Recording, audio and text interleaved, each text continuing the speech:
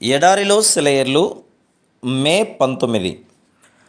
అతడు మాట్లాడుట చాలింపకముందే, అబ్రహామును నా యజమానుని దేవుడైన యెహోవా స్తుతింపబడునుగాక.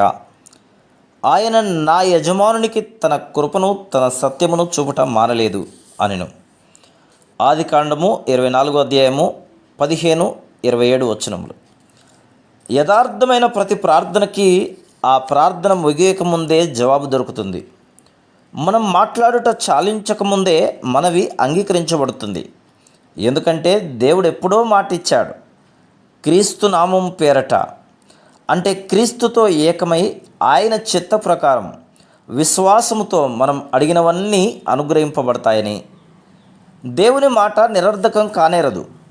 ప్రార్థనకి సంబంధించిన ఈ కాసిని నిబంధనలను మనం అనుసరిస్తే మనం ప్రార్థిస్తున్నప్పుడే మన ప్రార్థనలకి జవాబు వస్తుంది, పూర్తి అవుతుంది. అది ఇహలోకంలో మన కంటికి కనిపించడం ఆలస్యమైతే కావచ్చు. కాబట్టి ప్రతి ప్రార్థనను స్తుతులతో ముగించడం అలవాటు చేసుకోవాలి. అడుగుతున్నప్పుడే జవాబిచ్చేసిన దేవుణ్ణి కీర్తించాలి. ఆయన తన కృపని సత్యాన్ని చూపించడం మానడు. దానియేలు గ్రంథం 9వ అధ్యాయము 20-27 వచనములు, 10వ అధ్యాయం 12వ వచనం కూడా చదవండి. మనం ఒక ఆశీర్వాదం వస్తుందని ఎదురు చూసేటప్పుడు అది విశ్వాస సహితంగా ఉండాలి.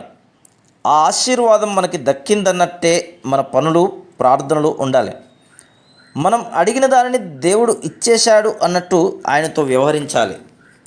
మనం అడిగిన దానిని బట్టి ఆ భారాన్ని దేవుని మీదే మోపాలి. దాన్ని దేవుడు మనకు ఇచ్చేసినట్టే అనుకోవాలి.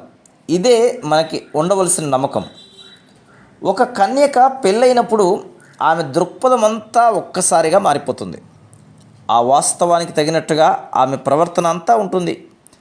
అలాగే మనం క్రీస్తును మన రక్షకుడిగా, పరిశుద్ధపరిచేవాడిగా, బాగు చేసేవాడిగా, విడిపించేవాడిగా స్వీకరించినప్పటి నుంచి ఆయన మీద మనం ఎలాంటి ఆశ పెట్టుకున్నామో దానికి తగిన రీతిలో ఆయనకు స్థానం ఇవ్వాలని క్రీస్తు కోరుకుంటాడు.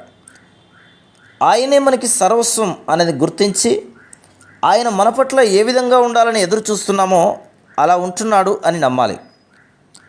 ప్రార్థనలో నేను అడిగిన మాట ప్రార్థించిన ప్రకారమే ప్రార్థిస్తుండగానే దక్కింది నాకు. Praise the lord.